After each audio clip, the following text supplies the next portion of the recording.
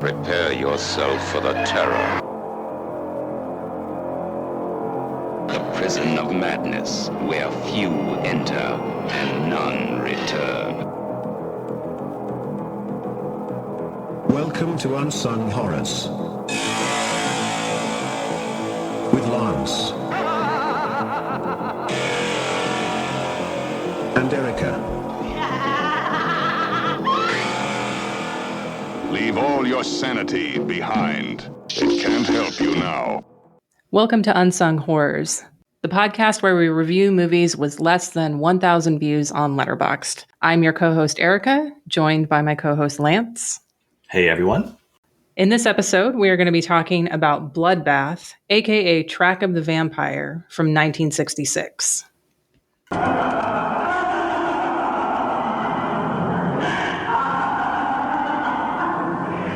Have you anything by this fellow who paints these dead red nudes? Just one. Exactly. He's an artist, blessed with talent, cursed with a vampire's lust. A young man reveling in the full powers of his manhood, but his passion for life is haunted by the vixen of death.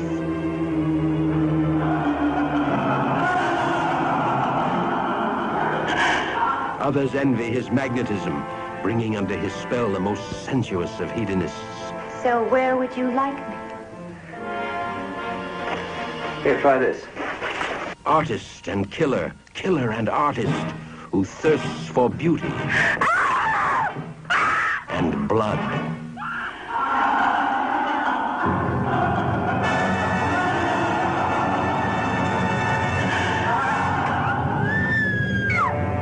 You come back to me just like I knew you would. To create death together.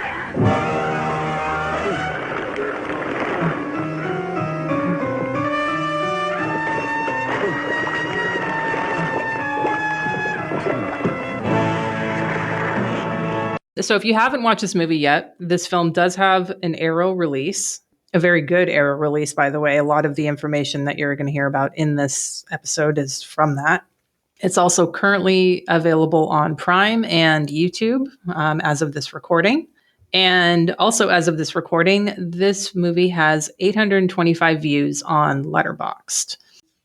Let's talk about some of the actors in Bloodbath before we get into the film. So first person we have is William Campbell. He's done lots of Westerns and street gang movies.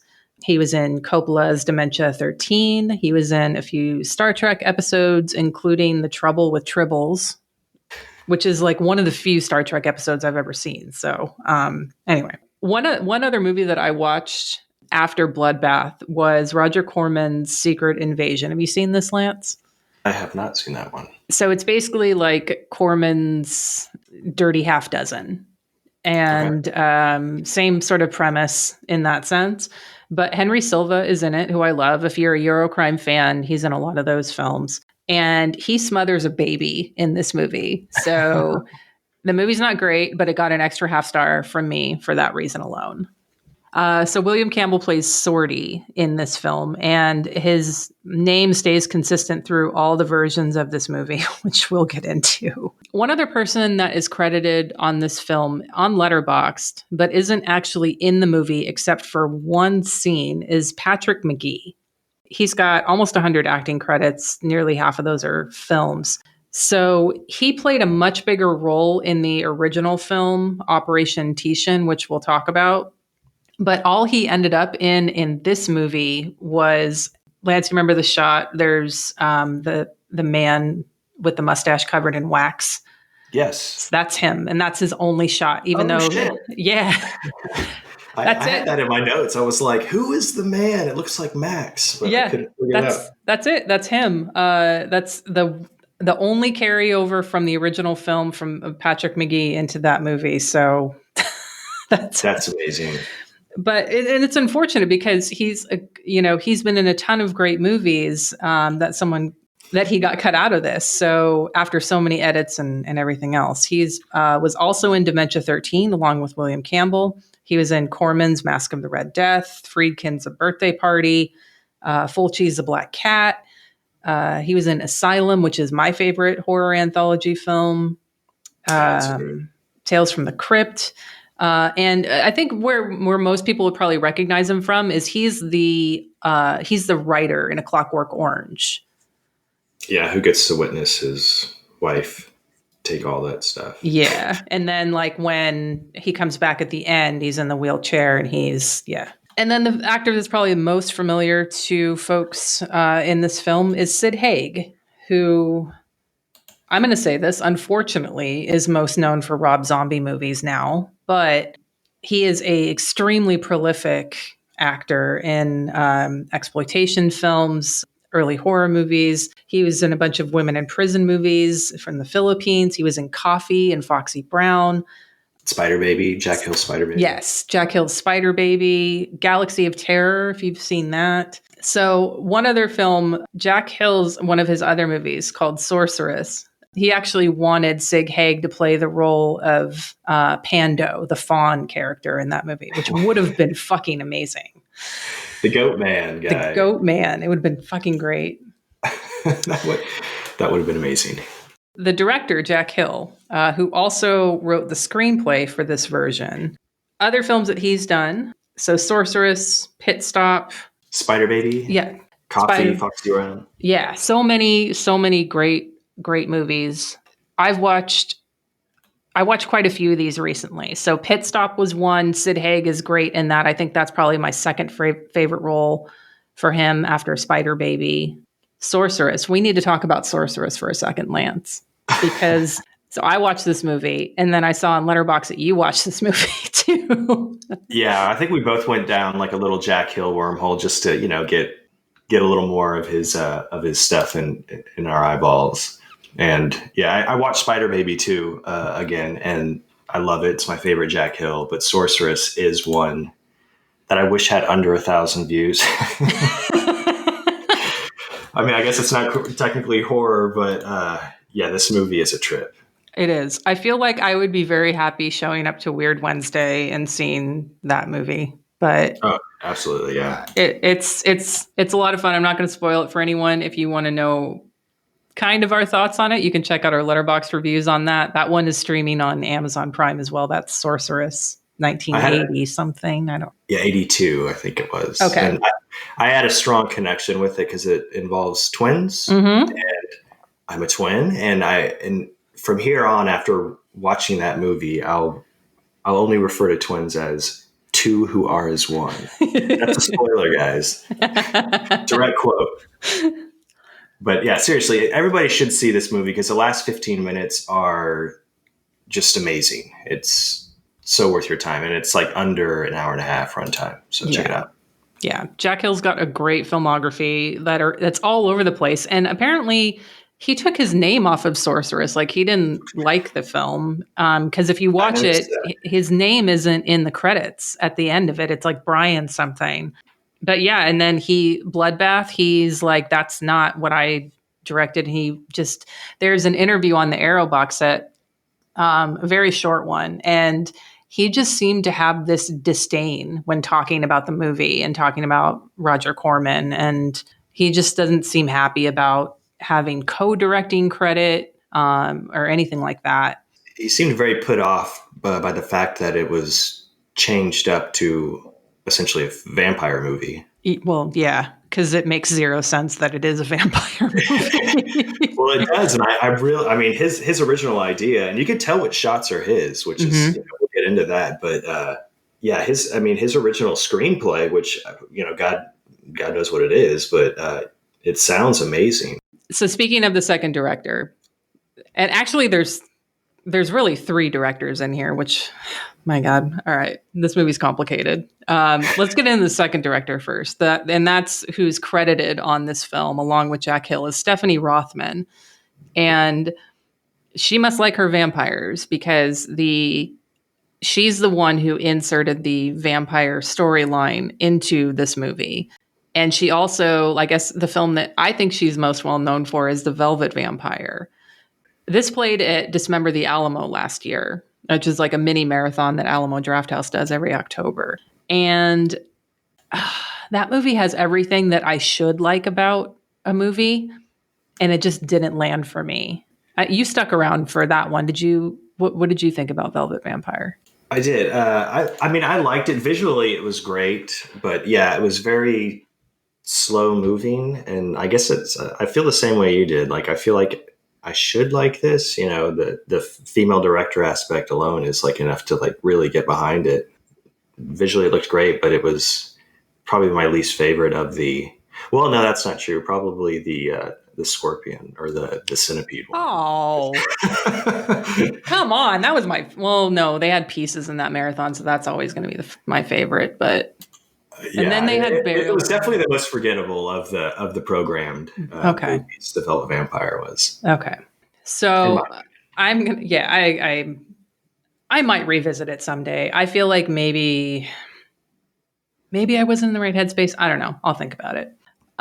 So I do want to get into some of the information about the production of this movie because it's a really interesting and long story.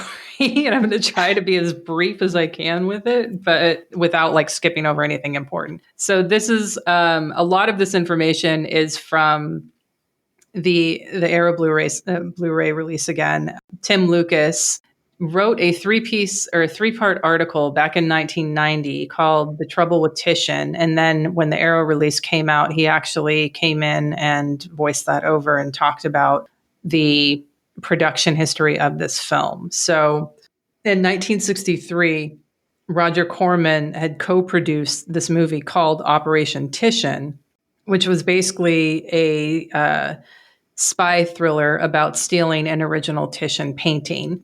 But he thought it was deemed to be unreleasable. He watched it and he was like, no, I can't do anything with this in the US.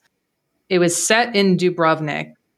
This film was directed by Rados Novakovic. And there are still some shots from Operation Titian that carry through all the versions. And I'll point out which ones those are. So the very first version of this film, spy thriller about stealing a painting, 94 minutes long. So then Corman had co-produced it. After Operation Titian came, he saw that version. He was like, I'm purchasing the rights to this and I'm gutting it. So then he got Jack Hill on board to write a new script, this time as a horror film that incorporated previous footage from Operation Titian. So Hill wrote and directed a bunch of different like horror sequences, and then some of those were edited into this film that was retitled Portrait in Terror. This one only running 81 minutes long. So basically, and what Tim Lucas did, and like if you have the Arrow Blu-ray set, I really recommend watching that Tim Lucas special feature of this because it was really interesting to see like side by side different scenes and where they were cut and how one made more sense than the other one. Because as convoluted as Operation Titian was, Portrait in Terror was even more, made even less sense.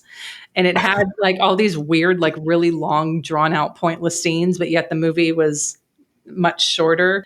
It cuts the first 5 to 10 minutes of exposition out and starts in a really weird place. And I guess eventually it did get released to television, but the Arrow release is the first time like that all 4 movies in this stream have been put like in their completeness put into one set. Okay, so Portrait in Terror, Corman is still not happy. He goes back to Hill and says, here's $900. You have 5 days to fix this movie. It needs to be like more of a horror movie.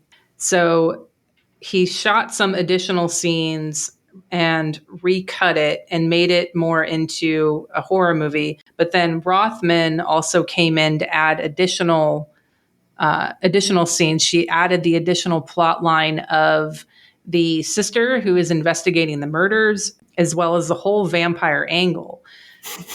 But at this point, William Campbell, who is the main star, Sorty, would not come back for reshoots. So when you see the vampire in this movie, it is a different actor because William Campbell would not come back to do these reshoots. So the way that she wrote it in is like, oh, well, he transforms into a vampire, so he looks different, I guess.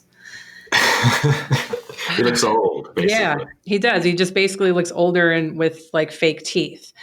What's interesting though is that most of the shots that were done for Bloodbath were shot in Venice to sort of match some of the scenery in Dubrovnik from Operation Titian, because originally Corman had said that the new film should contain at least 30 minutes of Operation Titian because he really liked the scenery there.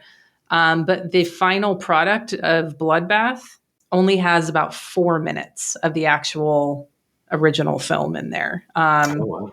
So if you watch it, the bell tower, there's the guy that's covered in wax, Patrick McGee's character, and then there's just a few like external shots that were in Dubrovnik that actually don't really make sense if you think it's set in Venice. But anyway, so 4 minutes of the original film make it into Bloodbath. It's cut down to 62 minutes at this point, so it's a very quick watch if you do want to watch the movie.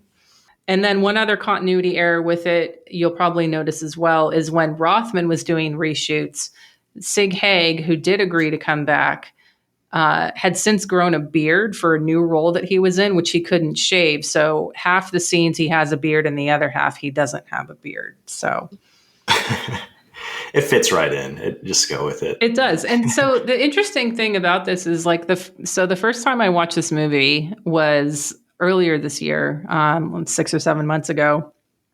And I watched it and I was like, I know I like this movie, but it just seems off and disjointed. Like it felt like, a collage like put together. Like it just felt really pieced together and disjointed. And then reading up about it, I was like, oh, okay, this makes a lot more sense now that when you know the sort of production history behind it going into it. So, right. And I didn't know about, I haven't seen the Arrow version with what you watched, but Corman liking that bell tower. Mm-hmm. I mean, that is basically every hard cut goes to the bell tower, new scene. Like it's in there all the time. It's funny. Yeah. He loves that bell. I mean, they had to get as much of the like external non-people footage as they could into the movie. So, but the movie's not, the production history is not over yet because there is still a fourth version of this movie that is called Track of the Vampire. This was padded to 79 minutes so that it could be run on TV. Even after listening to Tim Lucas talk about this version on the special features, I still watch this and it's not great. There's a 4-minute dance scene on the beach, just a woman on the beach by herself, just dancing around, 4 minutes long. Ah, yes. That's a very long time. Dorian, that's probably her dancing, the ballet dancer. Yeah. And then it adds Patrick McGee back into this version. But instead of it being a plot line about stealing a piece of art, McGee is instead a jealous husband who thinks that Sorty is sleeping with his wife. So it's really interesting to just like see how one movie turned into so many different things. So yeah, it's a fascinating like hodgepodge of just so many people involved. And honestly, I think it came out with a great movie. You will see all these inconsistencies, but I think it's fun as hell to watch. Yeah. So that being said, now that we've gone through the 4 different versions of the movie, let's talk about the one that we are going to focus on, and that's Bloodbath.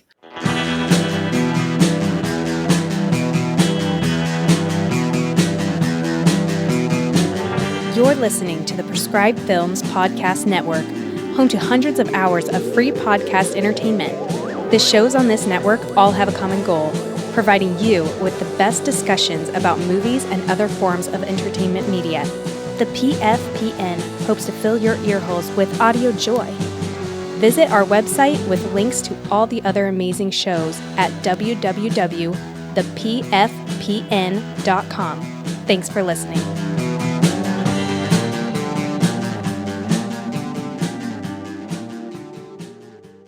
So I remember when, like I mentioned, the first time I watched this was a few months ago. And One of the first things that I thought about and that it reminded me of, and it makes sense because Corman's involvement, was the movie Bucket of Blood. Yeah, definitely. You've got like that artist and, the murderous art, the beatniks, the coffee houses, the, sort of fake pretentious, not fake pretentiousness, they are pretentious, but like, it reminded me a lot of that. So if you like Bucket of Blood, you'd probably like this movie a lot, I think. Yeah, if you're into the beatnik scene and the Hey Daddy-O, Ain't You Hip, these two are a good double feature. Yeah. So let's start off with what you thought, Lance. Let's get into like your notes on Bloodbath.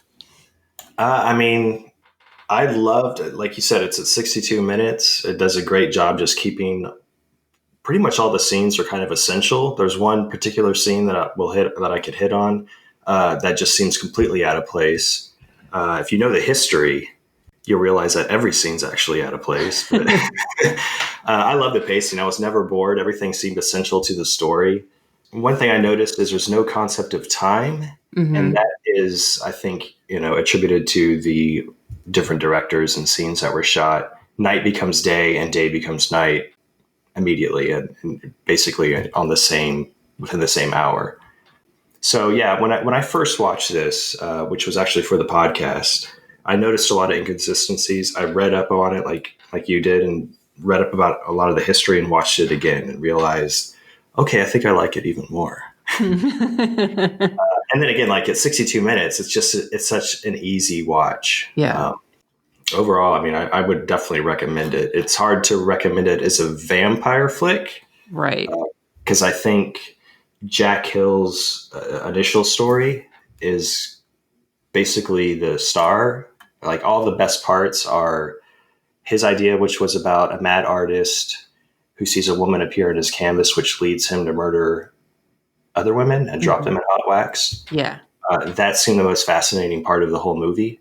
But when the old man vampire popped up, it's just another smile-inducing scene that just, I couldn't get enough of it. Yeah.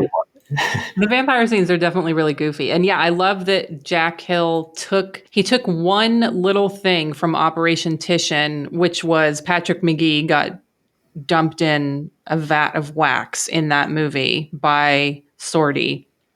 He took that one part and made it into this other movie, but then we get to see that, but it gets mixed up with this other vampire subplot. So just as like a quick run through, you have a beatnik scene of artists, and Sorty is the most popular one, I guess you would call him. And he has a series of paintings called Dead Girls or Dead Women. And so he gets these women to come back to his bell tower art studio, and he kills them there. He paints them, and then he dips them in wax.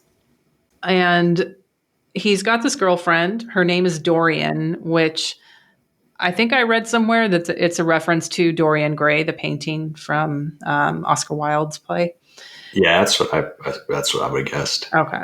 So basically there is this legend about Sorty's ancestor was driven mad by this woman and she's the woman in the painting in the opening scene. And he ends up getting burned at the stake and comes back and then haunts the town as a vampire. And so somehow that translates to modern day Sorty is also vampire, or he was that vampire, that same guy. So yeah, that's where I had read that actually on Wikipedia, it says Sorty is possessed by the spirit of a long dead ancestor and suddenly transforms into a vampire. But whenever I watch it, I think there's only one Sorty. Yeah. There's Erno Sorty, who was burned at the stake, centuries ago in the 11th century or whenever it was. And then there's Tony, who's, this artist with the beatniks. Right. Yeah. Whoever the Sorty is, he is also a vampire, which didn't need to be in there, but Stephanie Rothman thought so.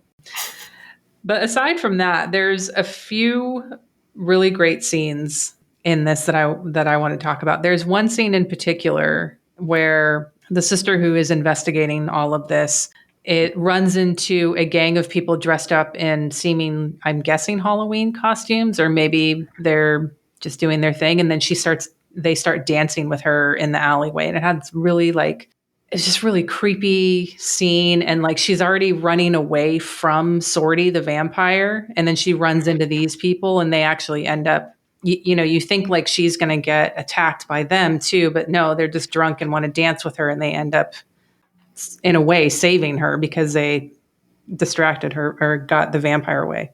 That whole thing. Yeah, that whole scene was really cool. I mean, I think there's a lot of chase scenes throughout this movie. Mm-hmm. I mean, probably at least 5, it seems like. And they're really I mean, they're shot really well. The whole black and white cinematography is beautiful to watch.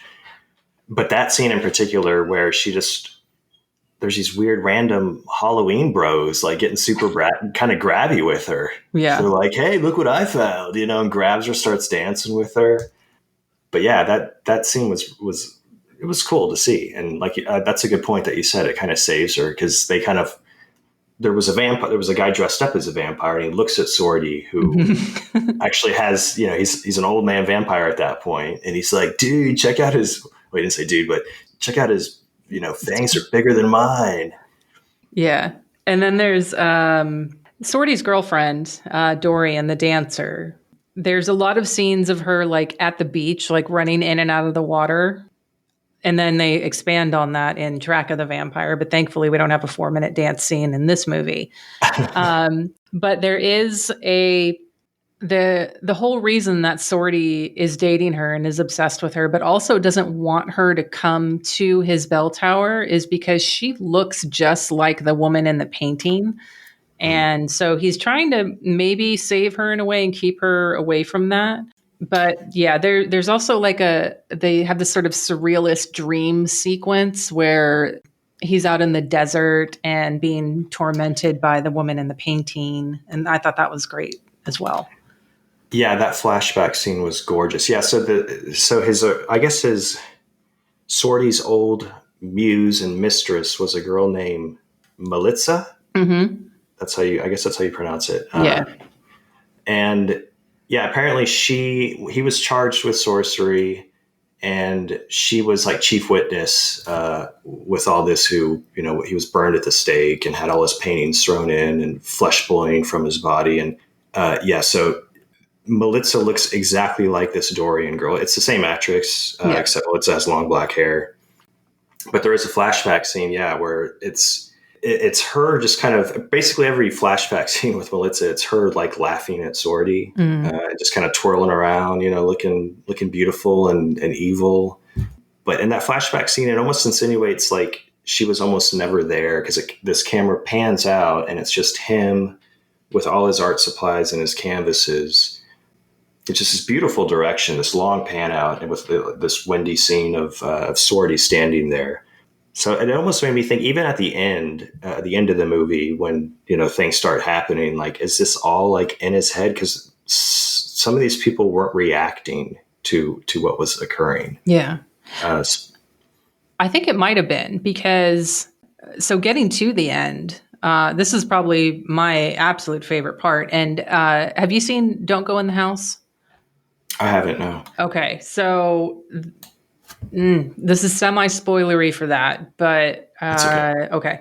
So the end of this movie reminds me a lot of the end of Don't Go in the House. So Dorian goes to the bell tower because she doesn't know that the vampire who is like stalking people or murdering women or anything is the guy that she's dating. So she goes to him to try to escape. She ends up he ties her up in this net, which if you see the poster, you can see the women like in the net and they get dipped into the wax. So she ends up there, and before he is able to kill her, to paint her, all the other women who have been dipped in wax slowly start coming to life and moving really slowly. And like one of them is on the ground and the face is like their cheek is on the floor and one eyeball is like looking up and like slowly crawling toward him. It's fucking great. Like, it's super creepy, super effective. It actually kind of reminded me of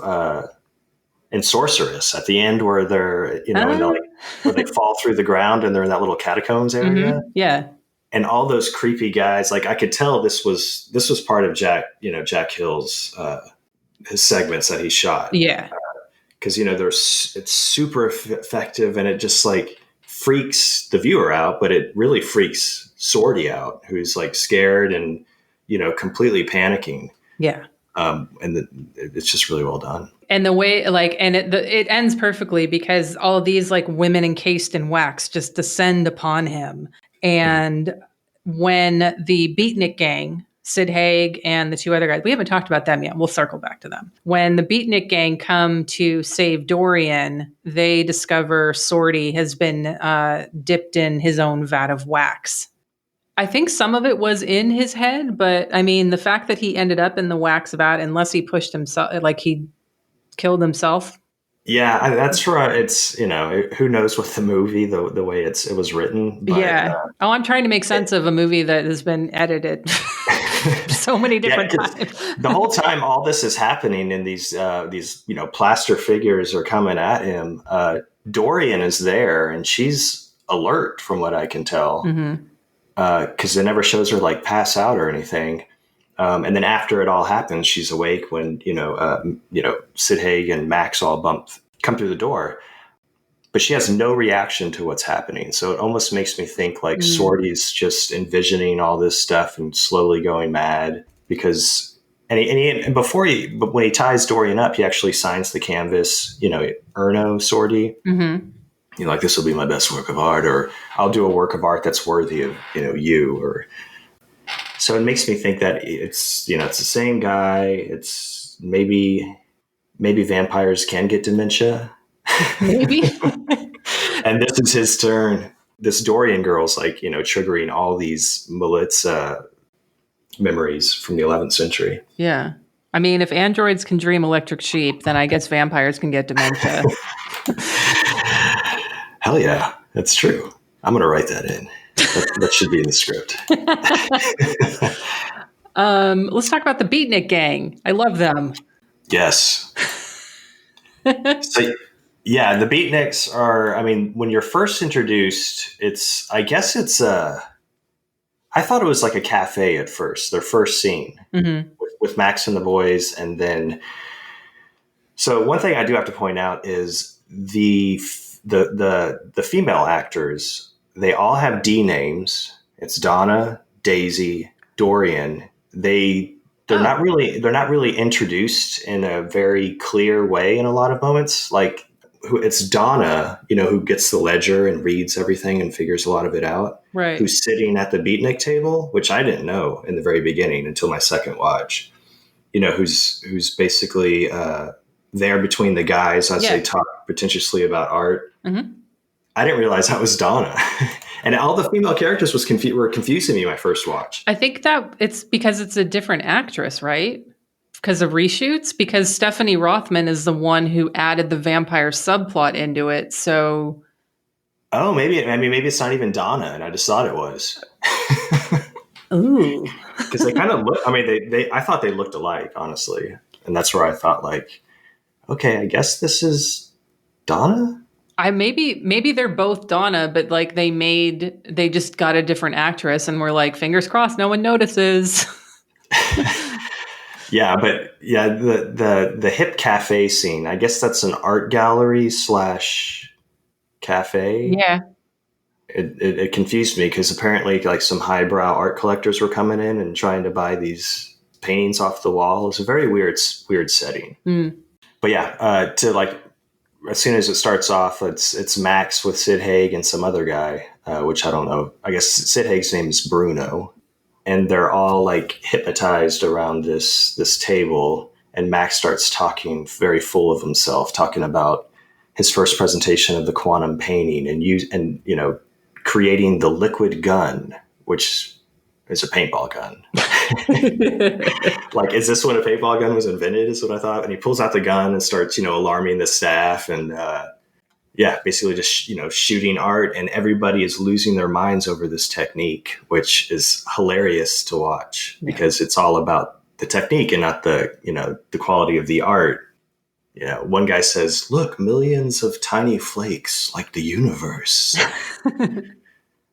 Very funny. I love the scene when like they cut to the Beatnik gang and Sid Haig has put, I don't know, like it looked like a mixture of paint or plaster or something on I think it's Donna's or the girl's face, and it like puts it on the table and like rolls her face over like a thumbprint, and they're all like marveling over it like it's this, Yeah, he's just smashing her face like on a canvas like a paintbrush. It's like, next stop is full figure study and possibly a group, and they're just there to create the original technique than quality art. It's so funny. Yeah.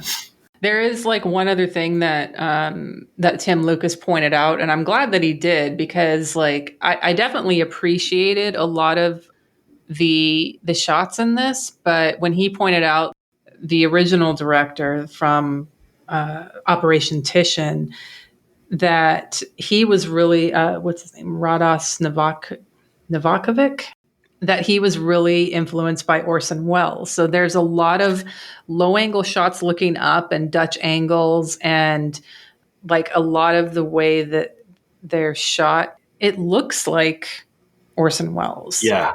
Yeah. A lot of the chase scenes reminded me of The Third Man. Like it could be Orson Welles running through these, cobblestone streets and corridors. And I mean, the cinematography is like, it's beautiful. And I don't know if there's only ones, if they reuse the same cinematography, if it was Alfred Taylor who did Spider Baby and a bunch of other Jack Hill productions, but it was well shot. I mean, it was beautiful to watch. Yeah, it's Alfred Taylor is credited on this for Bloodbath. So I can definitely appreciate it like that much more. This movie is just, it has so much great stuff going for it. So the score's great too. Ronald Stein, Ronald Stein, who does a ton of like Corman productions and most of the Jack Hill movies. Mm-hmm. He has a lot of like whimsical, kind of maddening orchestrated sounds going on throughout this movie. Very dramatic, especially for the beginning credits and the end credits. It's like, okay, there's going to be some murder in this one. But one scene I did want to pick up was when that I wanted to talk about was when Max is over at Donna's house, and I guess she goes to the library and checks out this ledger that has the backstory of Sorty as a vampire. Right. In that scene, he starts like painting with his hand. It's like he picks up a pile of dog shit and starts smearing on her wall, I guess it's her house wall, this sad looking Spider-Man vampire with huge ears. And it just shows how shitty of an artist he is. Yeah. I mean, I kind of wanted, after I saw his picture of, it was basically, he was drawing Sorty as she was talking about this vampire myth. But I kind of want to get that Sorty drawing he did tattooed on my body somewhere. Maybe we just make a t-shirt.